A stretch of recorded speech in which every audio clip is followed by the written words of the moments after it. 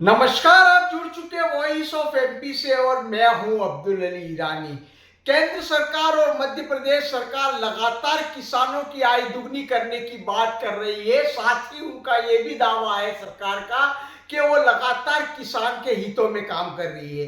वहीं पर मेरे साथ मौजूद है कांग्रेस की ओर से पूर्व विधायक रहे नंद किशोर जी पटेल, जो कि जिला सहकारी बैंक के अध्यक्ष भी रहे हैं और किसानों के लिए काम भी करते रहे हैं। उनका आरोप है कि लगातार जो मध्य प्रदेश सरकार है किसान के हितों की अवहेलना कर रही है। आइए मेरे साथ मौजूद है, बात करते हैं।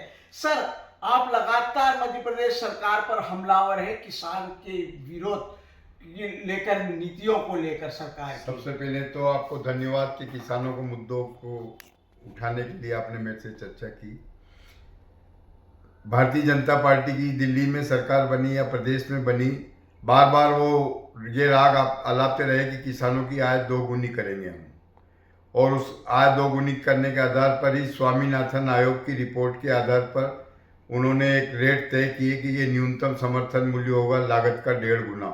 इससे कम मूल्य पे कोई फसल नहीं बिकेगी जिससे किसानों को उनका लाभ मिल सके। लेकिन आज आप मंडी में जाके देखो, सोयाबीन की न्यूनतम समर्थन मूल्य 5,328 है, लेकिन सोयाबीन 4,000 रुपये क्विंटल बिक रही है। मूंगफली का केंद्र सरकार ने 7,263 रुपये मूल्य समर्थन मूल्य घोषित किया है और मूंगफली 4,000 से 4,500 रुपये बिक रही है। मक्का का मूल्य केंद्र में 2,400 रुपये है और मक्का 1,500 से 2,000 बिक रही है। जबकि न्यूनतम समर्थन मूल्य का मतलब ये होता है कि इससे कम मूल्य पे मंडी में ये उत्पाद नहीं बिकना चाहिए। और केंद्र सरकार का दायित्व है कि इससे कम अगर भाव में बिक्री है तो सरकार खरीदी करे। न तो सरकार खरीदी कर रही है, न यहाँ मंडी में न्यूनतम भाव किसानों को मिले, इसके लिए प्रयास हो रहे हैं। जबकि पड़ोसी राजस्थान में आप देखो 7,363 रुपये में मूंगफली की खरीदी हो रही है और 5,328 में सोयाबीन की खरीदी हो रही है। राज्य सरकार केवल किसानों के हित की बात करती है। दूसरा मुद्दा आता है कि प्राकृतिक आपदा में अगर किसान का कभी नुकसान हो जाए तो राज्य सरकार का दायित्व है कि उनको मुआवजा दे, और धारा 6(4) के अंतर्गत ये प्रावधान है। लेकिन अभी भी राज्य सरकार ने 100% नुकसान होने के बाद भी 33 से 50% नुकसान मान के और 7,300 रुपये प्रति हेक्टर मुआवजा स्वीकृत किया है, जबकि ये 14,000 रुपये प्रति हेक्टर से मिलना था। जी। और वो भी टुकड़े टुकड़ों में मिल रहा है और कोई पारदर्शिता नहीं है उसके लिए। एक किसान की फसल की रिस्क कवर करने के लिए किसानों का फसल बीमा किया जाता है। वो तो ऐसी योजना है कि टोटल बीमा कंपनियों के हित की योजना है, किसानों को उसका कोई लाभ नहीं मिलता है। न पारदर्शिता है, न उनकी सूची प्रकाशित होती है। मैं हम राज्य सरकार से मांग करते हैं, क्रॉप कटिंग हो गई है, बीमा राशि बाद में मिलेगी, लेकिन वो क्रॉप कटिंग में कितना नुकसान हुआ है हल्का वही सरकार को सार्वजनिक करना चाहिए। सर, किसानों को लेकर ऋण माफी भी एक मुद्दा रहा है, इस विषय में आप क्या कहेंगे सर? निश्चित रूप से प्राकृतिक आपदा में लगातार किसान पिटाता जा रहा है और ऋण का बोझ चढ़ जाता है, तो उसकी ऋण माफी होना चाहिए। कांग्रेस की सरकार ने जब चुनाव थे वादा किया था कि हमारी सरकार आएगी तो 2 लाख तक के ऋण माफ़ करेंगे, और कमलनाथ जी ने सरकार बनते ही मंत्रिमंडल की बैठक में पहला प्रस्ताव किसानों की ऋण माफी का किया था और प्रक्रिया चालू हो गई थी और करीब 1,19,000 कृषकों के 294 करोड़ रुपए माफ हो गए थे जी। और 50,000 से अधिक जिनका लोन था 2 लाख तक का, उनकी प्रक्रिया चालू थी। लेकिन दुर्भाग्य से सरकार चली गई और वो करीब 55,000 किसानों का कर्जा माफ नहीं हो पाया। तो जो सरकार आई उसका नैतिक जो दायित्व था कि कोई कमलनाथ जी का निर्णय नहीं था, राज्य सरकार का निर्णय था, उसको क्रियान्वित करना था। तो उन्होंने उस पर कोई ध्यान नहीं दिया। ऋण माफ करना तो दूर, दंड ब्याज भी माफ नहीं किया। किसान सरकार के भरोसे रहे और ओवरड्यू हो गए, डिफाल्टर हो गए। तो सरकार ने वो भी माफ नहीं किया और एक कर्ज का पहाड़ चढ़ गया। और निर्दयता की हालत ये है कि करीब 60,000 किसानों को अभी सरकार ने डिफाल्टर घोषित करके उनको खाद बीज की सुविधा भी खत्म कर दी और कानूनी कार्रवाई की जा रही है। मतलब ये तो निर्लजता की हद हो गई। सर, एक बड़ी बात मैं कहना चाहूँगा, नीमच की मंडी जो है पूरे देश में, एशिया में बहुत बड़ी मंडियों में शुमार होती है। यहाँ आए दिन विवाद की स्थितियाँ बनती है, किसानों की कई बातें, इसके लेकर क्या कहेंगे सर?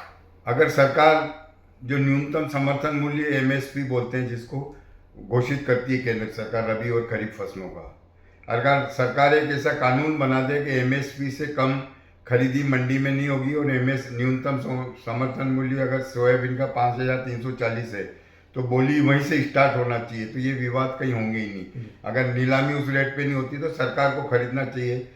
अब व्यापारी बाजार भाव के हिसाब से बोली लगाता है, किसान अपने उत्पाद का उसको मूल्य नहीं मिलता है, तो कहीं कहीं विवाद की स्थितियां पैदा होती है। इसका पूरा सरकार का, राज्य सरकार की गलत नीतियों को इसका दोष है। सर, अभी भावांतर योजना जो लाई गई है, इससे लेकर कोई विशेष बात?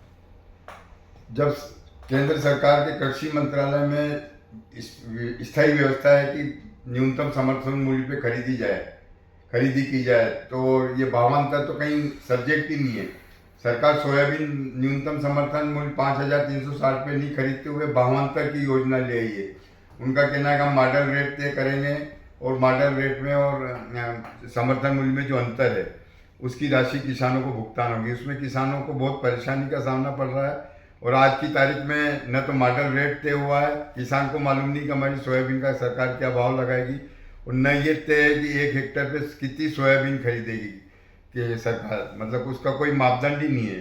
5 क्विंटल खरीदेंगे, 2 क्विंटल खरीदेंगे, आप किसान ने सारी ला के बेच दी और मान लो सरकार भावांतर में 2 क्विंटल के हिसाब से ही पैसा मिला, तो किसान को सस्ते में बेचने पे मजबूर होना पड़ेगा। तो मॉडल रेट घोषित करना चाहिए और प्रति किसान पर हेक्टेयर कितनी सोयाबीन खरीदेंगे ये सरकार को घोषणा करनी चाहिए।